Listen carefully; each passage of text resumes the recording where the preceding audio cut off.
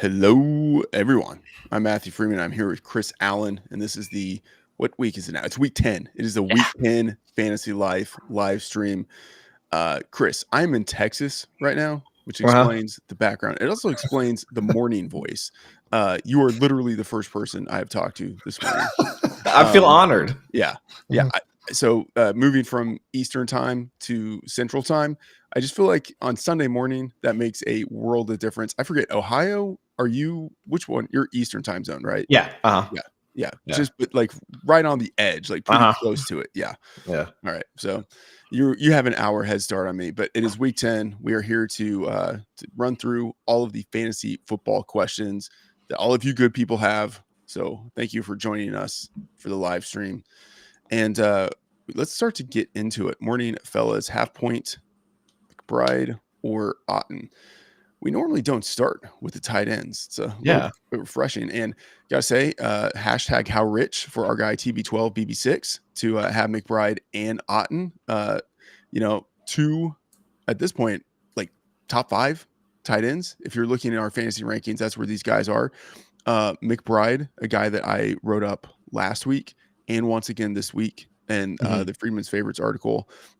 Since returning from injury in week 5, McBride has been the number 1 pass catcher for the Cardinals, 359 yards, 0 receiving touchdowns, 39 targets in 5 games. Of course, the receiving touchdowns thing, at some point, if a guy's getting enough targets and enough yards, that is going to improve. And he did have the rushing touchdown last week, which That's right. helps to mitigate it and shows that he's at least someone that they're still thinking about around the goal line.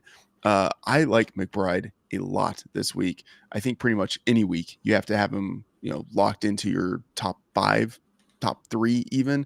I think I have him at number 3 and Otten at number 4. So I don't think you're making a bad choice either way. I just prefer a little bit the matchup that McBride has, in that the Jets are, they're healthier than they were at safety a couple of weeks ago, but they're starting strong safety Chuck Clark. He is still out on IR. And Ashton Davis, free safety Tony Adams, they are playing this week, but they're still, I think, not 100% in terms of health. So I think a pretty good matchup for Trey McBride, for me, gives him the slight edge over Cade Otten. What do you think between those two? I would agree with you there. And also, surprisingly enough, Trey McBride yet to have a receiving touchdown this Yeah. season. And you're the betting expert, so I wouldn't say that he's one of those guys that they're due or anything along those lines. But given the matchup this week, I would say that either of the two, for McBride specifically, he has the edge. But both of them, both over 20% of the team's targets, over the past few weeks. Otten, without having Mike Evans or Chris Godwin in the lineup, has really ascended into wide receiver 1 level targets from a target share standpoint. But I do have at least some concerns for Tampa Bay going up against the 49ers off of their bye. So between those two, I think it's McBride. Yeah, I will say I prefer McBride. I am in the minority among the rankers at Fantasy Life. Everyone else has Otten number 3, McBride number 4. I have those flipped. 3 and 4, we're talking You pretty can't go close, wrong. pretty Yeah. close to a coin flip.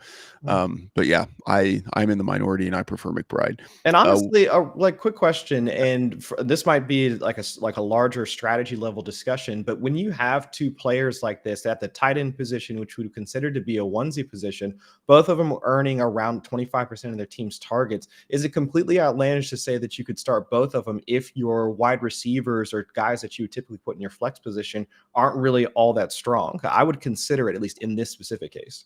Yeah, absolutely. So I would say 2 things. 3 things. Look at the start sit tool, right? And see just kind of which one it points you to. Check out the rankings that we have, which is, something that feeds into the start sit tool, and look at the projections that we have on the site. But yeah, I think it depends on how strong your running backs are, your wide receivers are. It is certainly viable that you could flex whoever it is that you are not starting at tight end out of those two. I think actually pretty good chance that you would. And in fact, in some leagues, where I do have a pretty strong tight end position, especially the dynasty format, where it's just something that I kind of got lucky, hit on some right guys over the years. Starting two tight ends, and it's just something that like feels relatively normal because those are two of my 11 best players. Yeah. All right, question from BJ. What up, boys? What up, BJ? Hope you have a good day today. Help, please. Pick two: Downs, Eckler, Pickens, PPR. Thanks. All right, with Joe Flacco being the quarterback there in Indianapolis, Downs in PPR is much more attractive than he otherwise would be if it were Anthony Richardson. Mhm. Like what we've seen out of Pickens in his previous 2 games with Russell Wilson. Now, it's just a 2-game sample size, of course, but that offense for the Steelers for the course of the season has been number 13 in offensive EPA. Over the past 2 games with Russell Wilson, it's jumped up to number 5. And we've seen Pickens play, kind of pretty close to his best ball with Russell Wilson. And I think Wilson's like style of play and willingness to attack defenses deep is something that caters to Pickens' skill set. So I really like Pickens. I like Downs. I like Eckler as well. My concern with Eckler is that even with Brian Robinson out, he's still not going to have like the full workload. I think he's still going to be very much like within that Austin Eckler role, where it's like he's going to get probably no more than 12 touches in the game. And then with Chris Rodriguez and Jeremy Nichols supplementing and like basically taking what would have gone to Brian Robinson. So although I like Eckler, I would probably go with Downs and Pickens just shooting from the hip. But what are your thoughts on those three? And your call out of Eckler, if given the primary role, having around like 12 touches is almost spot on. In week 6, when Brian Robinson was out of the lineup, Eckler had 9 rushing attempts, which is over 60% of the team's carries, but also 4 targets. So about 13 touches like in that one game without Brian Robinson on there, because he did wind up splitting some of the workload with Jeremy McNichols. We also saw last week that even, again, another situation where Brian Robinson was out, 11 rushing attempts, 5 targets, so a little bit more. But once the Commanders had more control of the game, we saw Chris Rodriguez wind up splitting some time with him as well. So I get it, wanting to take the high end upside of a guy like Pickens. Completely understand. I'm with you there because Russell Wilson, at least from an efficiency standpoint, on some of those play action shot plays down either sideline, that's Pickens' game for like without a doubt. So I think between him and Downs, the type of targets that you're going to be getting give you both that floor ceiling combo that you're going to want. Yeah, and I will say, just kind of in a vacuum, I am high on the Steelers this week. They are 2.5 3-point underdogs against the Commanders, and I think the Steelers should be like slight favorites. And granted, like they are on the road, but like the Steelers as underdogs have been awesome under Mike Tomlin. They are, correct me if I'm wrong, they're coming off of the bye, so that is something that like feeds into their favor. They've got a really good defense, top 10 defense. The Commanders bottom 10.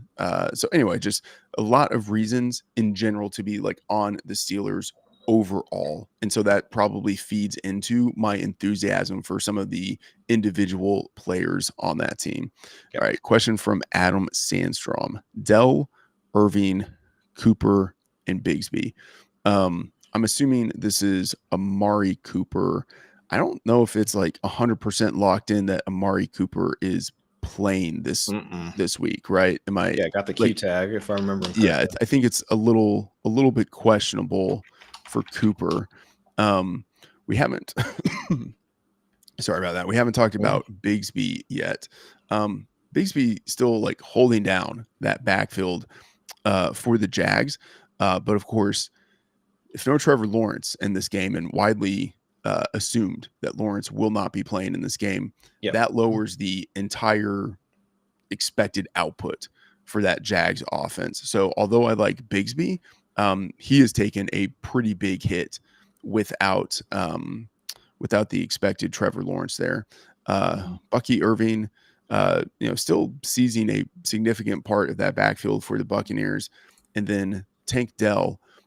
Dell did pop up. Let me make sure. Yep, back injury on this. Yeah, he popped up on the injury report at the end of the week, which is like, one of those concerning developments, because normally like if a guy is healthy for the first 2 practices and then pops up with something on Friday, like there's a decent chance that he doesn't play. Like he was only limited on Friday and listed as questionable, so I think he probably does play, but might be limited. And then especially I would say we want to keep an eye on Nico Collins as well, because if Mhm. Collins is there, then I think, fewer overall opportunities for Tank Dell.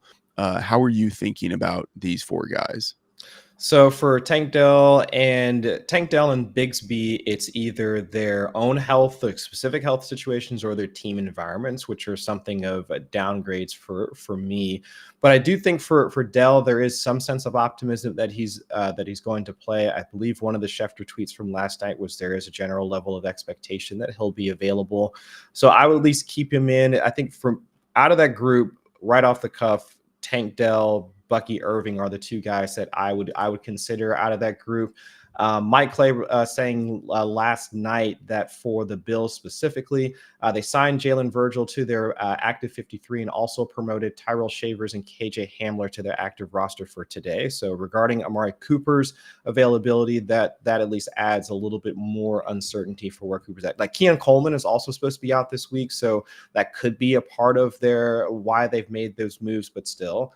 It does seem like Cooper is on the, I would say, less than certain side of things than anything else. So I'd say out of those two, Bucky Irving and Tank Dell for me. Irving so far around 50% of the team's carries and over like a 10% target share the past couple of weeks. So I'd say you get that floor, at least production out of Irving, and then Dell, we saw how well he can play, assuming he's good to go for this week. Yeah, and some context on Cooper. Like, I didn't think that the wrist injury was really that big of a deal last week.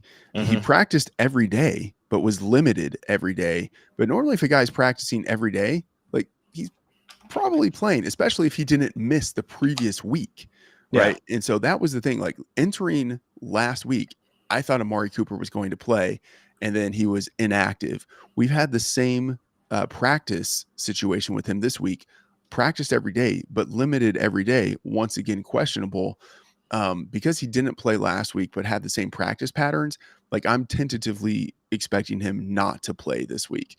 So, yeah, I think, maybe make plans outside of Cooper, because even if he plays, like, given how they spread the ball around in Buffalo anyway, and then given that he hasn't practiced fully in 2 weeks, and like, it's a wrist injury. It's like, you got to have like a stable wrist to like catch the football. Like, Yeah. I would be very concerned about him. So yeah, even if he's healthy, or even if he's starting rather, I probably wouldn't be putting him in my lineup.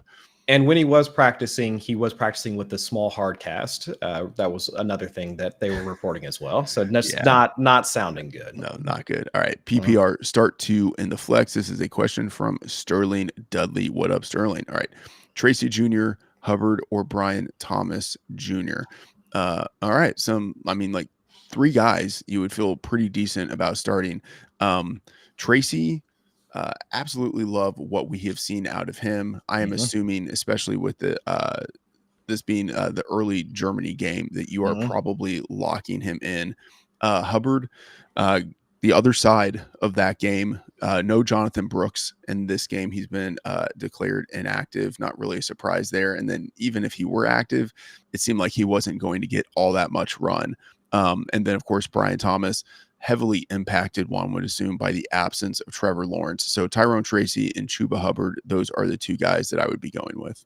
100%. I mean, Tyrone Tracy, we saw even when he came back from the concussion, and it was him and splitting work with Devin Singletary in the last 2 weeks, over 50% of the team's carry, still around like a 10-ish% target share.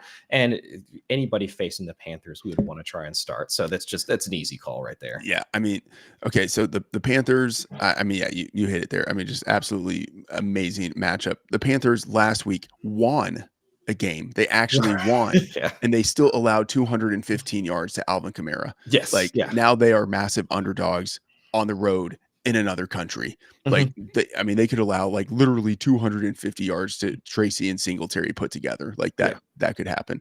All right. A streaming question for the defensive position. Love these questions here. Would you rather go with the Giants or the Eagles defense? So Giants playing in Germany, going against the Panthers. Great setup there. The Eagles going against the Cooper Rush led Cowboys. I would probably go with the Eagles. But like I think both of those are like top 8 choices this Mhm. week. But I prefer the Eagles slightly. I think that their defense is a little bit better.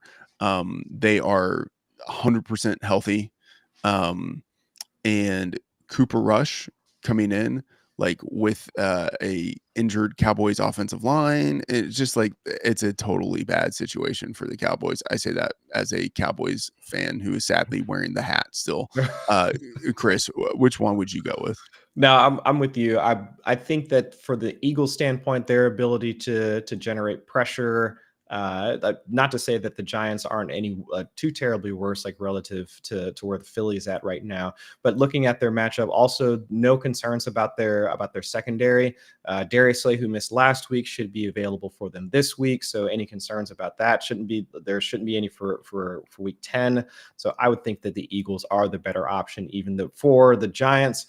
Who is it, like Dexter Lawrence? I mean, that guy's just been an absolute menace to opposing quarterbacks so far. But either way, I think that the Eagles have a more complete unit, both their front seven and their back four. So I would give it to the Eagles for this week. All right, half PPR, TJ Hawkinson or Dalton Kincaid, both Ian and Dwayne's bold predictions. Who y'all feeling? All right, so a Sophie's choice situation here where we've got to go between Hawkinson and Dalton Kincaid. Two guys highly touted this week by some of our guys here on staff.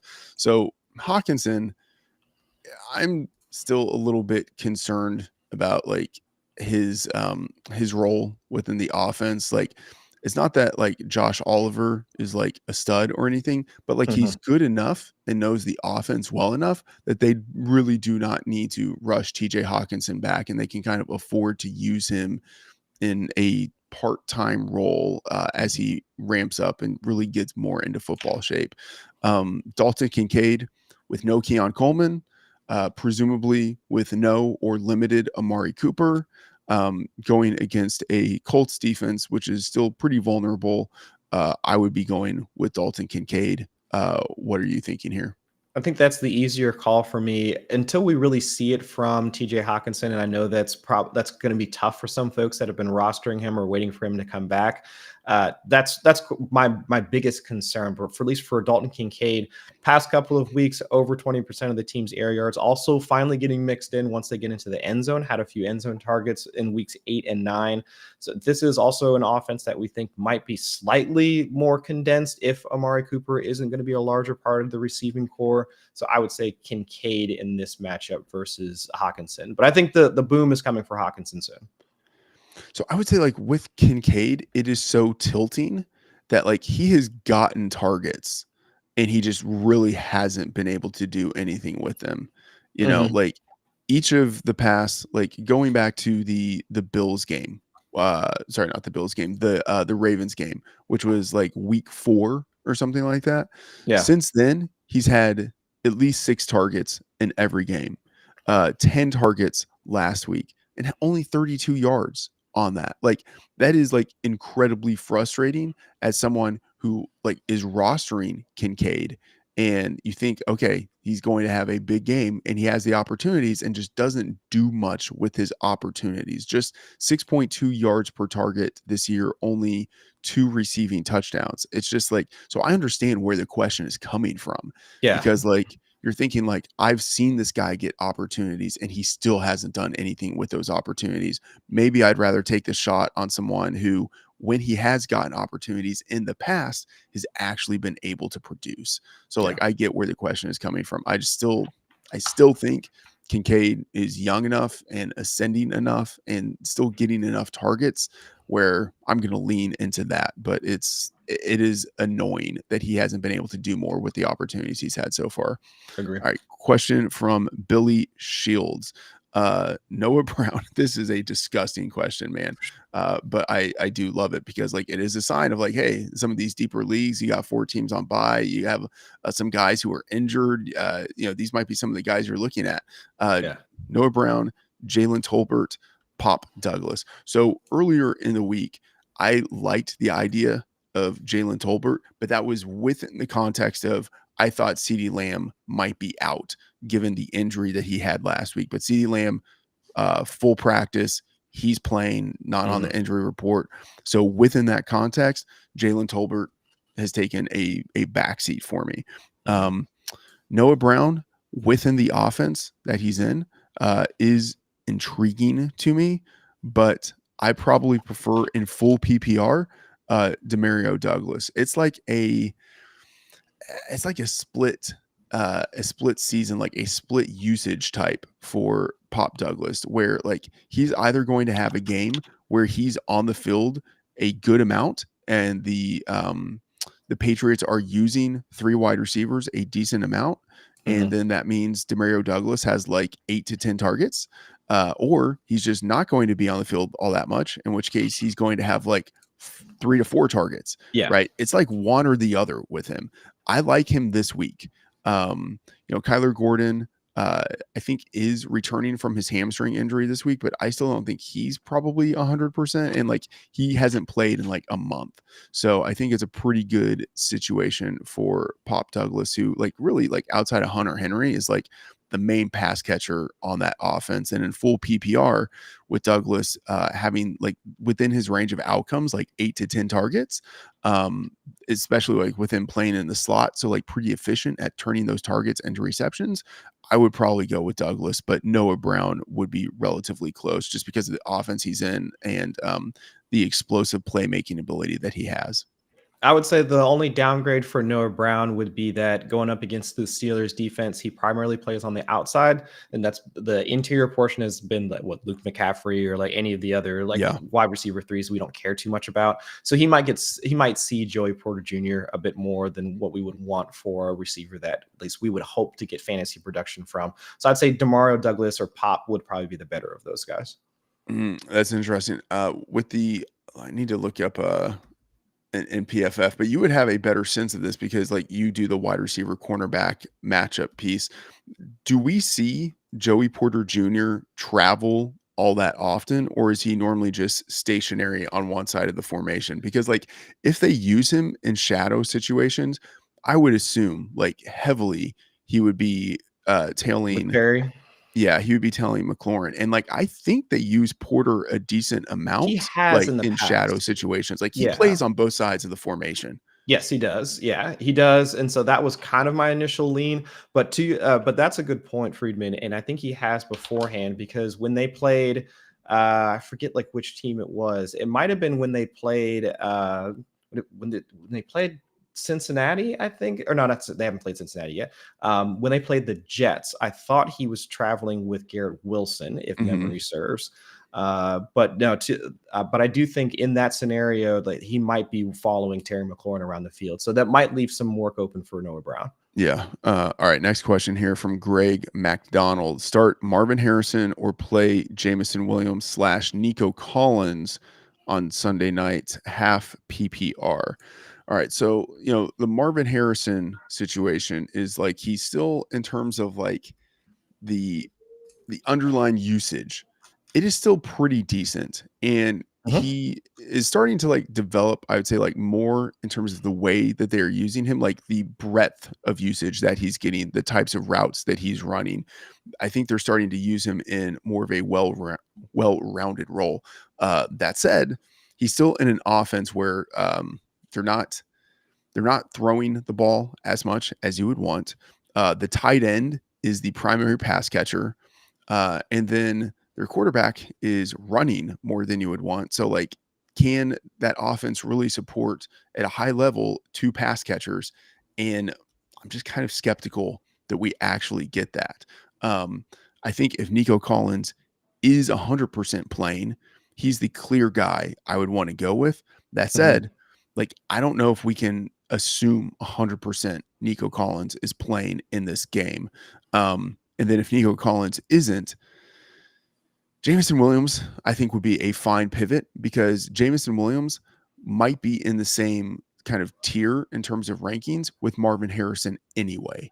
And so I think my own thoughts on this, I would wait for Nico Collins and hope that he plays on Sunday Night Football. If he does, I'm locking him in. If he's not, I think Jameson Williams is a fine pivot, and I'm not really getting all that much of a downgrade from Harrison to Williams, if any downgrade at all.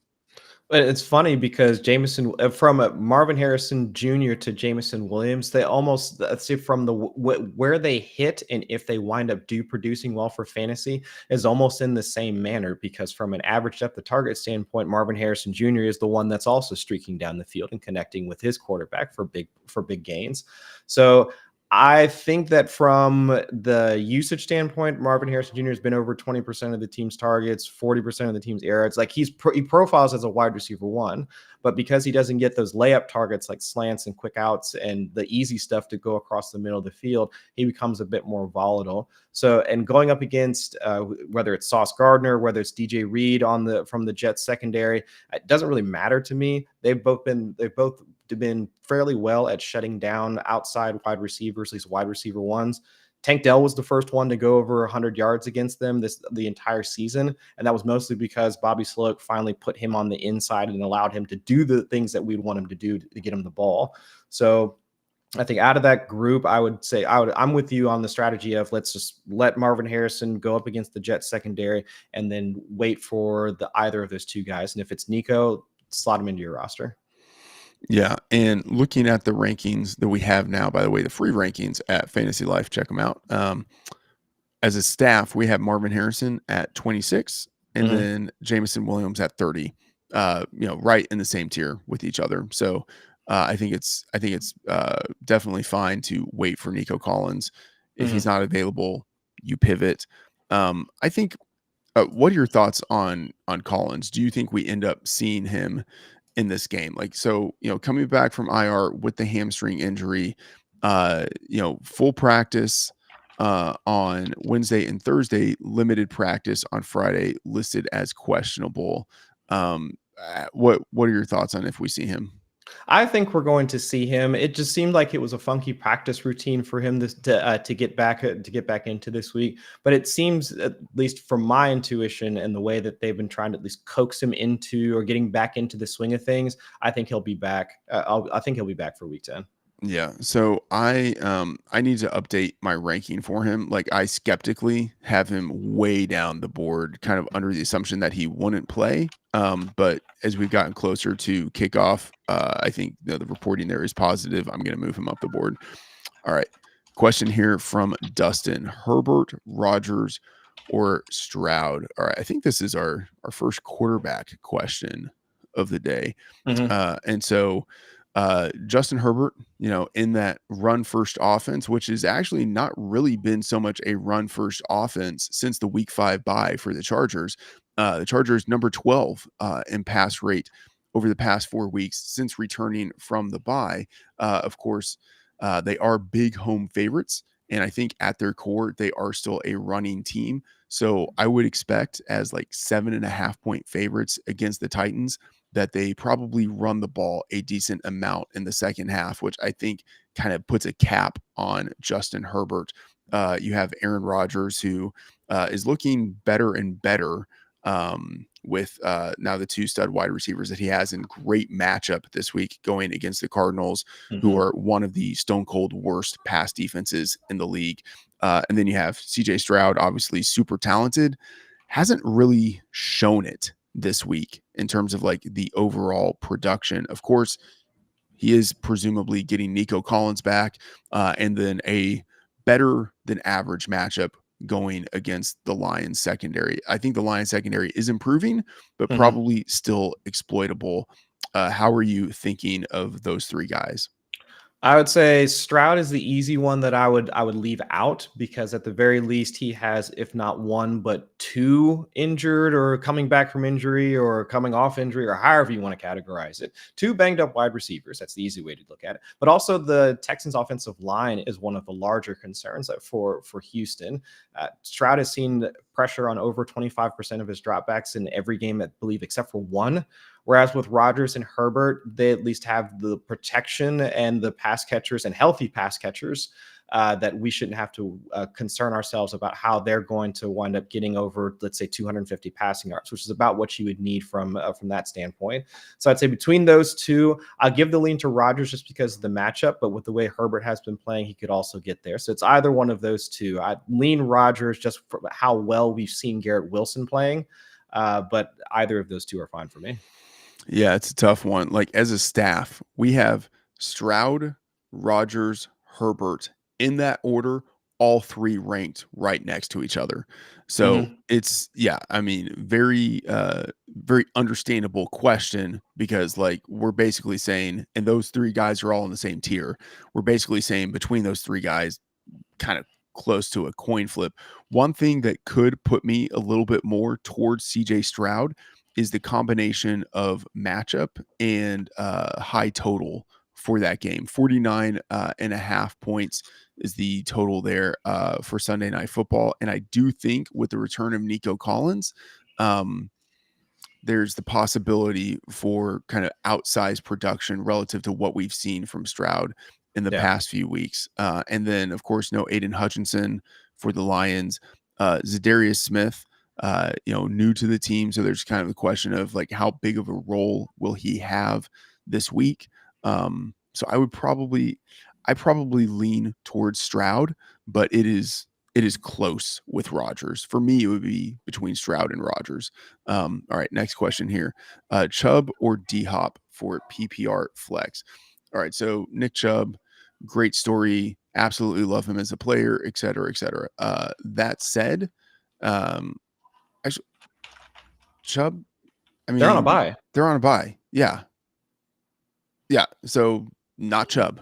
Yeah, Not easy. so the answer is not Chubb. Yeah. Yeah. I was like starting to talk to us. I was like, wait a minute. Like I'm trying to think in my head of like, what's the matchup? Who are they playing? I was just, I don't think, Yeah, yeah, wait a minute. they're not playing anyone this week. Yeah. All right, full PPR, Bigsby, Bucky, Warren. Okay. Absolutely love Jalen Warren as a player. Talked about the Steelers earlier and how I love the matchup that they have. I believe that Jalen Warren was one of Dwayne's sicko starts this week. So even though he's not like a lead back, he's someone that you could kind of plug in and have like a decent floor of production. Bucky Irving, talked about him earlier, and then Tank Bigsby, we also talked about him earlier. Little concerned about the diminished capacity of that entire offense for the Jags without Trevor Lawrence. So for me, it's between Jalen Warren and Bucky Irving. Just kind of thinking about this, like talking out loud, I probably go with Jalen Warren a little bit because both of those guys are in split backfields. Mm-hmm. But I think I prefer Jalen Warren's situation a little bit more, in that the Commanders are like a bottom 6, bottom 8 run defense in both EPA and success rate. So I think just a little bit easier for them to get going on the ground. And as I said, like the Commanders, well, I didn't say this before, but like the Commanders under Quinn for his career as an underdog, Quinn for his career as a favorite, has been like 15 and 25 against the spread. And you compare that to like Mike Tomlin as an underdog who's just absolutely crushed. Like I think the Steelers are very live to win this game. Yeah. And if that's the case, I think it means a little more usage for Jalen Warren. So going in his direction, but it is close between these two guys. How do you split the three guys here? If I'm remembering right, is the game total for the Bucks 49ers game higher than the Steelers Commanders game? Yes, it is. So 50 and a half is the total for San Francisco and Tampa Bay. 45 is the total for Pittsburgh and Washington. Okay. All right. So slight lean more towards that Bucks 49ers game that lends itself a bit more to a guy like Bucky, who we were talking about earlier, still seeing around like half the team's carries around 45%, and still around like an 8-9% target share. So I would give the edge to Bucky just because we do know that the hope would be that with the 49ers coming off of their bye, they put enough points up on the board to force the Bucks to continue passing, and that would lend it a bit more to Irving over Warren. But I get your approach, Freedman, in wanting to have a Warren over him, though. All right. So, yeah, I think these two guys are pretty close. Think about it now. I have Bucky 29 and Jalen Warren 31. So my rankings would say go with Bucky. My heart says, and I guess my betting interest would say, I want a lot of the Steelers this week. Yeah. All right. So Fair. need to BTJ, Addison, Waddle, DJ Moore. Um, Interesting question here because Brian Thomas has been awesome this year, and like my just shooting from the hip inclination would be like, well, he's someone I just want exposure to everywhere. But of course, no Trevor Lawrence this week. That certainly diminishes his ceiling. Addison and Waddle are second fiddles, although there is the concern. Do we have more? Let me look at the Dolphins injury report. Do we have more clarity on anything with Tyreek Hill? I know that he GT, missed, yeah, game time DNP. decision. Yeah. So DNP questionable with the wrist injury. Playing on Monday Night Football, a little more of a concern with him. But I don't know. Like I still think that he's probably going to play, but like there's no certainty with that. Right. And if he's out, then all of a sudden like Waddle becomes very intriguing. And even if Waddle is still just the second guy because Tyreek Hill is in, he still could end up having some pretty decent production. DJ Moore, I'm just a little skeptical about because of what we haven't seen out of that Bears offense the past few weeks. But like the Bears offense has got to improve. Like it's got to be better than it has been. And Yeah. presumably that means good things for DJ Moore, but not necessarily because there are other pass catchers there. So um, I would, man, I don't know. I would say I probably still go with Brian Thomas, and I think, go with Waddle because he still has, I think, the capacity for a massive ceiling if Tyreek Hill is out. And even if Hill is in, I still think Waddle would be roughly in the same tier with DJ Moore. And I think Waddle and Moore are probably a tier above Jordan Addison. But what are your thoughts on these four guys? Listen, I like Jordan Addison for this week, but you are kind of flirting with it's tough to project how he can hit because he hasn't hit over a 20% target share at I don't think at any point this season. Mm-hmm. And even when that has happened, it hasn't resulted in a ton of fantasy points. So you're really just preying on him having the deep ball portion of his game really be activated. So that's the tough call here. So I would say Waddle and BTJ would be my two calls, just because with DJ Moore, since they come out of their bye, all three of the primary pass catchers for Chicago have over 20% target share. And it's Rome has been getting a ton of targets. Keeney's been getting a ton of targets. Cole Kmet has mixed in here and there as well. So it's tough for me to say that, yes, you should definitely start DJ Moore. So I would look to the other guys. Yeah. And in fairness, like I think Addison is in roughly the same tier with Waddle and DJ Moore, but like I do consider those two above him. I mean, the matchup is really great for Addison going against the Jags. Like that is great. The thing is, like, you've got the Jags as like 7-point underdogs in this spot. Like the Vikings might not need to throw all that much in order to win comfortably. Like as you say, like it could be a situation where you're just hoping Addison scores like a long touchdown to get there. And if that doesn't happen, then it's harder for him to get there. All right. Kyler Murray or Aaron Rodgers. We talked earlier about Aaron Rodgers. Great matchup he has going against the Cardinals. And then on the other side of that, Kyler Murray, tougher matchup he has going against the Jets. Of course, the Jets aren't like quite this year what they have been in previous years, but I would say like still like a top 8, top 10 pass defense, and probably even a little bit better than that. But Kyler Murray, with the running ability that he has, still has an enhanced floor. How are you looking at these two guys? So just looking at our rankings, Kyler Murray is the one that's well ahead, and that's pretty much every ranker that we've got here at the site. I would say, but I guess I would differ from the crew on this one, just looking at the matchups. We haven't seen a ton of scrambling from Kyler Murray over the past few weeks.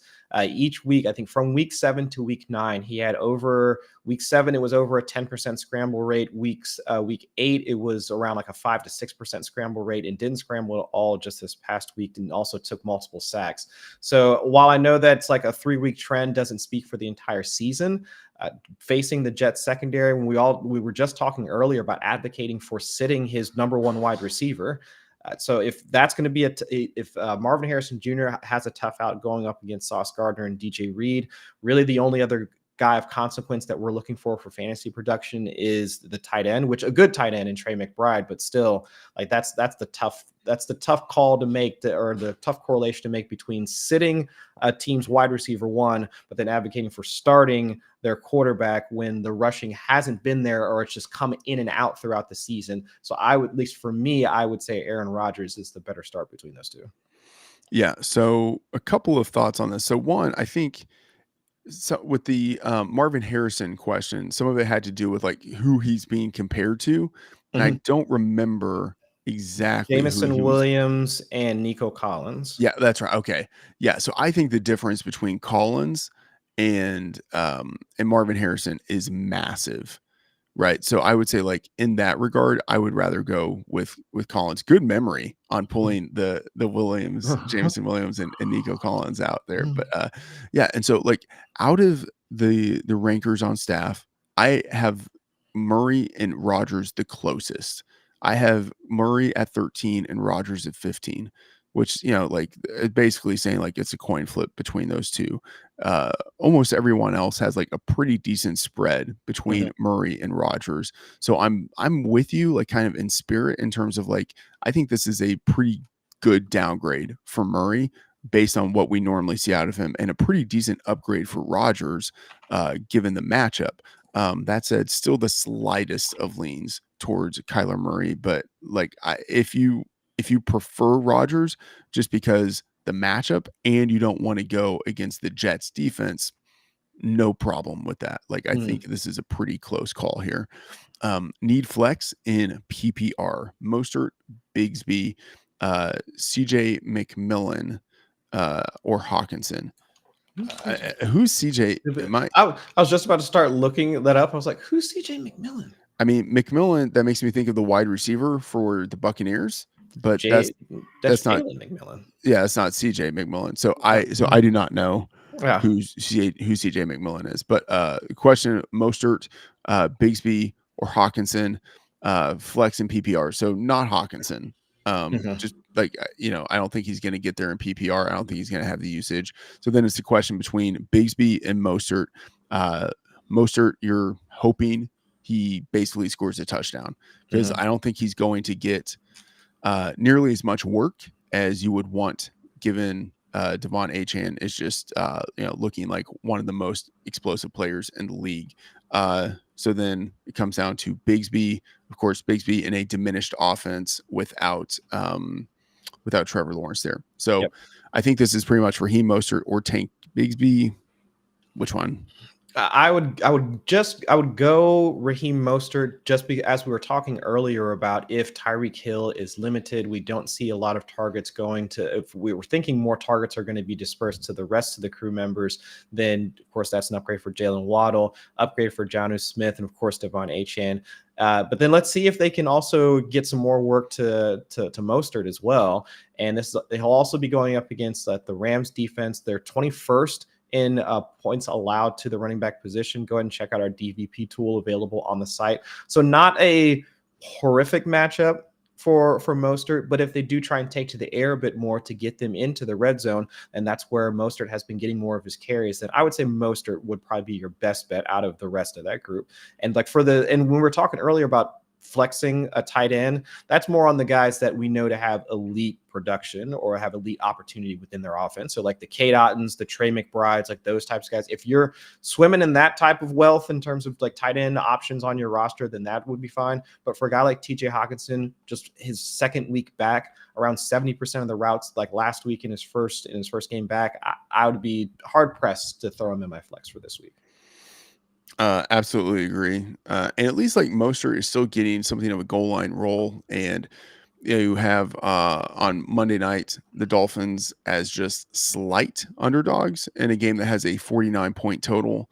You have in a lower scoring game, 43-point total, the Jags as significant, like touchdown underdogs. So I think we Mhm. just are going to see more points in general from the Rams. It would not surprise, or from rather the Dolphins against the Rams. It would not surprise me if that game is kind of a something of a back and forth shootout. Like we have Yeah. two offenses that can put up points, and that can just breed, hey, we need to put up points, because like this other team is going to take it to us. So yeah, I think we see more points from that game. Yeah. Yeah, I go with Raheem Mostert there. All right. Question from Kevin Nolan. Starting Malik and Brees need two of these four: Mooney, Brian Thomas Jr., McLaurin, or Dowdle. Okay. So we haven't talked about, I think, any of the Falcons players Mhm. yet. So Drake London suffered an injury last week. Entering this week, I thought that would mean he would be out and we could see big things from Darnell Mooney, but Drake London is playing this week. And so my expectations for Mooney are tempered just a little bit. But like that said, he's going against a Saints secondary, which is decimated at the cornerback position. It just absolutely decimated. Traded away number one cornerback Marshawn Lattimore. Their number two cornerback is on IR. Like Mhm. like two of their other like three remaining cornerbacks are out. Like just bad situation for them. So great situation for Darnell Mooney, who has been like a high end wide receiver too to this point in the season. So great situation for Darnell Mooney. We talked about Brian Thomas Jr. We haven't talked about Terry McLaurin yet. We talked about him sort of in passing, Mhm. where there's the possibility that he could have Joey Porter Jr. Shadowing him throughout the game. So could be a potential tough situation for McLaurin. And then I've talked about how I do in this game prefer the Steelers. And so it makes me just a little less optimistic about some of the commanders in the spot. And then Rico Dowdle, we haven't talked about him, but extremely pessimistic Yeah. about what we see out of that Cowboys offense in general. Cowboys, significant underdogs, 7.5-point underdogs, going against an offense that can score a lot of points. You have Kellen Moore coming back to the Cowboys in a revenge game. Like Mhm. the Eagles going against division rivals have never been shy about piling on the points. I just think the Cowboys are going to be in a situation where they need to throw the ball as much as possible.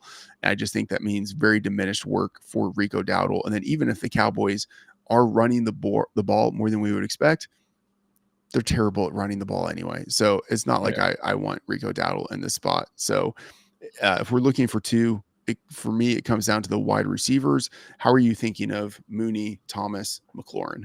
I would say Mooney for sure. He was actually the cover boy for my wide receiver cornerback matchups column.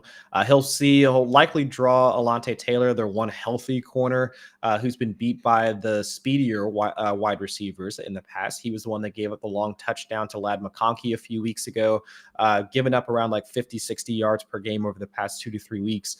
So I'd say Mooney for sure. I'll give it to Terry McLaurin just um, on the hope that oh my gosh, like why am I blanking on who's the OC? Oh my gosh, who's the OC for Washington Commanders? It just like in my head and then popped out. Cliff Kingsbury. To Kingsbury. Oh my gosh, that's terrible of me. But still, that they try and move him both, keep him on the outside, also move him onto the interior as well. We've seen that in the past to potentially get him away from Joey Porter Jr. So I would say that give me Terry McLaurin with his quarterback one versus BTJ versus with a backup quarterback. Mooney and Terry for me. All right. So we talked about so pick three question from Cody Lambert. Mooney, just talked about him. Puka, I'm assuming that is Puka and not Puak. Yeah, Puka. I don't know who that is And either. and then Devontae Smith, and I'm assuming this is Curtis Samuel Jr. Is he a So junior? Curtis Samuel, Yeah, Curtis Samuel Jr. Really? I didn't know pretty that. sure. All right. Who else is Samuel? Debo Samuel? Debo Samuel. Debo Samuel's a senior. Oh, but he's a senior. Oh, okay, yep, that's the distinction. All right, it has to be Curtis Samuel then. All right. Okay. Pretty sure Curtis Samuel is a junior. I feel like I remember that just because like there have been times like when I'm doing projections, I have to go in and delete the juniors, Yeah, and yeah, I I did feel not like know that. I have to delete that one decent amount. All Yeah. right, so we've got Mooney, we've got Puka, we've got Devontae. Now I was higher on Devontae entering the week because I thought AJ Brown, with the injury that he suffered last week, might not be available this week. No, AJ Brown playing. He's Uh-huh. not listed on the injury report, so that makes me a little less optimistic on Devontae Smith. Curtis Samuel, we haven't talked about him yet, but I feel like he was actually maybe listed on the Bills injury report, but maybe I'm just thinking Still dealing incorrectly. with the toe, if I'm remembering right. He had a pec Pec injury, injury, that's what it but was. he practiced limited, but he wasn't on the injury report. So, all right. Anyway, put all that together. Curtis Samuel is the one I'm least interested in, because like even though let's assume no Amari Cooper, no Keon Coleman, that still doesn't mean it's Curtis Samuel who is the primary beneficiary of that. It could just mean that they end up giving it to Dalton Kincaid. They end up, running the ball a little bit more with James Cook, whatever it is. Like, I don't think Curtis Samuel is the guy who really benefits from that. Could be targets to James Puka, Cook. Puka, I think it's like, fully coming back. He was ejected from last week, but like he was entering that game. It seemed like fully healthy. So if anything, it's like, all right, well, he didn't have the full game last week. Maybe he's even a little bit healthier this week. So Puka, I'm locking in. And then between Mooney and Smith, I'm going with Mooney, Chris, for like the reasons that you talked about just a little bit ago. Great matchup for him, and he's still like, based on what he's done this season, agnostic of matchup, like a Mhm. high end wide receiver too. Yeah, I think those are the easier calls for this one. Out of the three, I think it's just the first three they listed. Even Curtis Samuel last week, and that was with Keon Coleman getting hurt during the game. Amari Cooper limited at best throughout the game, 3% of the team's targets. Yeah. So I don't want anything to do with Curtis Samuel because we know that they can spread the ball out to pretty much everybody else. So I don't want to do that. Yeah. For the sake of argument, let's actually say maybe he's asking about Debo. Mhm. Um, and if that is the case, then I would say I would be going with Debo and Puka. And Yes. as much as I like Mooney, he would be on the bench in that spot. All right. Yep. I drafted Wilson and Adams. Should I start them both over Mooney and Thomas Jr. full PPR? Thank you. All right. Yeah. Interesting situation. Like, do you when you have two wide receivers on the same team, do you kind of go for the quote unquote sort of like high floor approach of Mhm. like, all right, I'm just going to lock in as much receiving production from this team as I can? Or do you go for more the high ceiling approach of like, I'm just going to hope I pick the right wide receiver and that this guy gets as much production from this passing offense as possible. And then I go with a wide receiver on another team and kind of diversify and hope that I get kind of more overall passing production that way? Or do you just say like, hey, these are the two guys who are the highest in the rankings, highest in the projections. It doesn't matter if they're on the same team or not on the same team. I'm just going with these guys. I would say in this situation, I prefer Wilson and Adams to Mooney and Thomas. We talked about Thomas. I do like Mooney, but Wilson and Adams, I think, are just higher overall, and they've got a great matchup. Those are Mhm. the two I would be going with. But Chris, kind of big picture, how do you approach situations when wide receivers are on the same team? And then what are your thoughts with this particular question?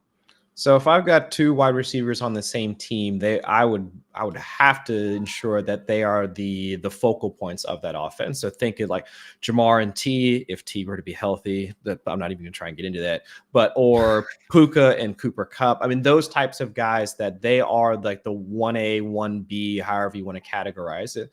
So in this specific case, Wilson and Adams do fall into that. I know back in week 7 when Adams first came onto the scene, he was around like less than 20% of the targets, functioning more as a wide receiver 2, knocking the rust off and whatever.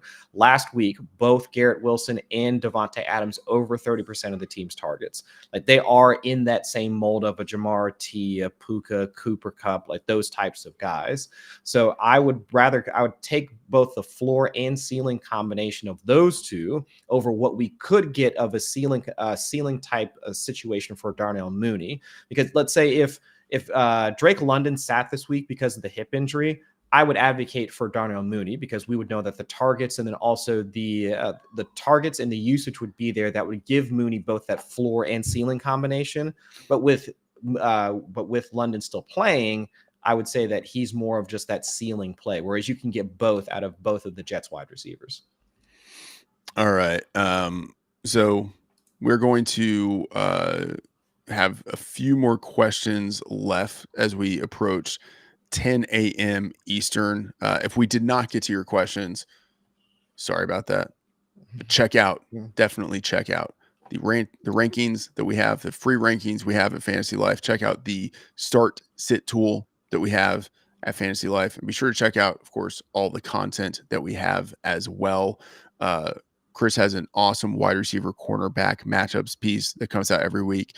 I have some fantasy breakdowns. I've also got the betting article. And by the way, it's not live on the site yet, but I will have coming my first mock draft for 2025 of the NFL season. I did have a way too early one that was released in May. But I mean, again, that was way too early. It was in May. Now we at least have a better sense of like roughly like what the general draft order is likely to be, like who's going to be picking high, who's going to be picking low, and like some of the team needs they might have. And like, you know, in terms of college ball, like who's doing well, who's likely to enter the draft. So like first mock coming out. Okay. That will be out, I believe, on Monday. So be sure to check that out. All right. Final questions we have coming in here. Start 2 PPR, Ladd McConkey, Brian Thomas Jr., J-Mo, Downs, Udunze. We have not had, I think, a Ladd question yet. We haven't had any question about Odunze yet. We have talked a lot about Brian Thomas Jr., like a number of questions about him. And I think that's fair because like he's been awesome to this point in the season, but no Trevor Lawrence. So a significant question is to like how big of a downgrade is that for him? Ladd McConkey has been awesome recently. J-Mo out recently with the suspension, back this week. We talked about Downs earlier, like the situation for him, especially in PPR with Joe Flacco as his quarterback. Odunze, don't really have much interest in him. And I kind of hate to say that because like long term, I think he is an intriguing player and super talented. But like right now, the Bears offense just isn't anywhere close to where I would want it to be. And Odunze is like the number 3 pass catching option for the team. So no interest in Odunze. Out of Downs, Thomas, McConkey, and J-Mo in the PPR format, keeping that in mind, which kind of makes J-Mo a little less intriguing. How are you looking at these guys? Just trying to do it by process of elimination, because to your point, for Rome, both Darnell Wright and Braxton Jones, the offensive lineman for the Bears, supposed to be out this week. And we've seen how bad Caleb Williams has been once he gets under pressure. And so I know going against the Patriots, that's not that large of a concern because they haven't been able to generate much pressure. But if we already know we have I wouldn't say skittish, but just he hasn't been able to understand how to create once out of structure as we would hope. That I'm less in on Rome. And to your quick point about the offensive line injuries for the Bears, it's not just that they could be missing their 2 starting tackles. They could also be missing, let me rephrase that. They are also missing one of their backup offensive tackles as well. So it's just a bad situation for the Bears there. Yeah. And so I'm less in on the Bears pass catchers just because we have so many and also because the quality of the offensive line. So Downs is the one that sticks out the most out of that group, and we already talked about him. Ladd, the tough part for Ladd is that going up against the Titans defense, they are 31st in fantasy points allowed to wide receivers. Go and check out our DVP tool that kind of highlights that. So say Downs and Jameson Williams, I think, are the guys that I'm kind of looking at, just given the offensive situation for Jameson. Let's hope he just comes back and slots right back into the same role he had before the suspension. Those would be my two out of that group. I would go with Downs, and then honestly, I'm probably still thinking Brian Thomas. But it's close, I think, between Thomas and McConkey. With it being full PPR, just a little less interested in Jameson Williams. That's fair. Yeah, that's fair. One thing that helps McConkey is that even though the Titans defense has been good, Algerius Sneed is out for this game. So maybe a little bit of an easier matchup than we otherwise would have gotten for McConkey. Right. But yeah, I think I'm going with Downs and Thomas in this spot. Hopkins versus Pickens. So we haven't talked about Hopkins yet, who coming off of Monday Night Football had much better than expected, or than I would have expected game. Multiple touchdowns. Pickens coming off of the bye, I think with Russell Wilson at quarterback, has looked like the best version of himself. I still lean towards Pickens. Like, I think he at this point is kind of like borderline wide receiver 1, like certainly high end wide receiver 2. And Hopkins had a great week, but I kind of want to see it again. And a tougher matchup that he could have this week going against the Broncos.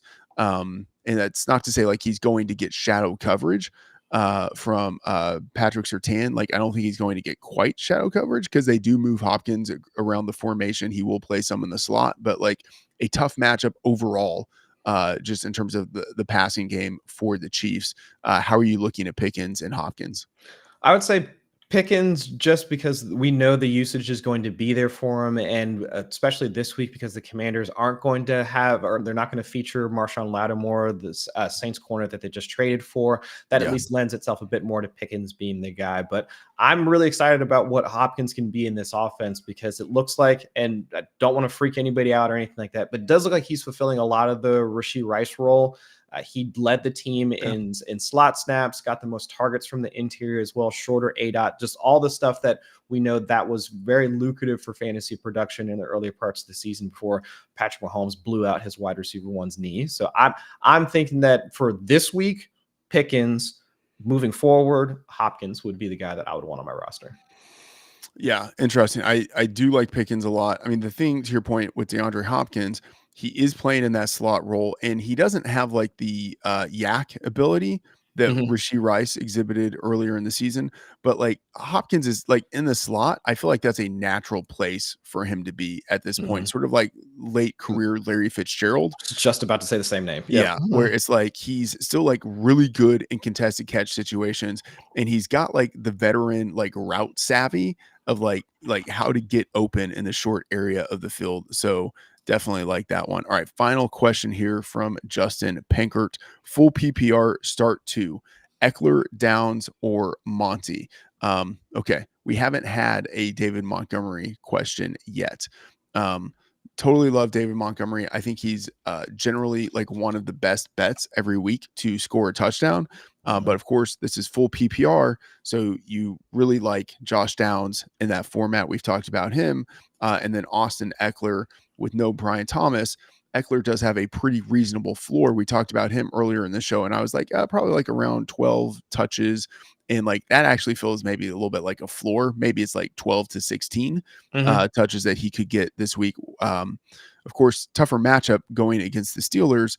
But how are you looking at Montgomery, Downs, and Eckler?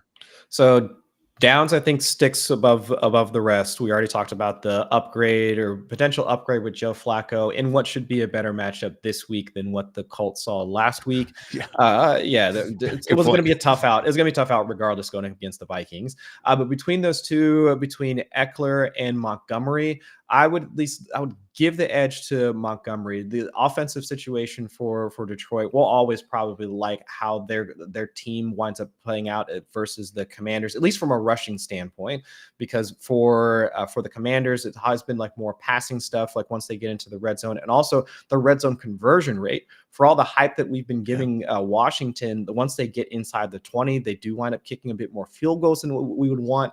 And against the Steelers defense as a whole, we already talked about how bad the matchups are, like across from like wide receivers to running backs. So I would give the edge to Montgomery. Vibes are a little bit better, like for the Lions, at least for this particular week, with their matchup versus the Commanders. Okay. Agree there. I mean, Eckler is tempting because of the PPR. But even so, like Montgomery isn't a 0 in PPR either. Like decent enough receiving back. So yeah, I would go with Downs and Montgomery there. All right, Chris. I mean, week 10 show in the books. Yeah. The London game has kicked off. I haven't. Germany. You're right. My mistake. Apologies to all of my German friends. Yes, the German game has kicked off. I haven't even been tracking it to this point. Just because I saw Jatavian Sanders scored earlier. I mean, yeah, of course I am on the Giants in that spot and not looking great for me. Imagine what could go wrong betting on Daniel Jones as a favorite. Who could have anticipated that might be a bad bet? I mean, yeah. You never know what you're going to get with him. I've had better. All right. So anyway, this has been the Week 10 Fantasy Life live stream. Thank you to everyone for sticking with us. For anyone who's still here, I should have said this at the beginning of the show. Hit the like button. That would be an awesome favor that you could do for us, just to let us know that you actually appreciate the live stream and like what we're doing. All right. But anyway, best of luck to everyone with your Week 10 fantasy football and sports betting endeavors. He's Chris Allen. I'm Matthew Freedman, and we will see you next week.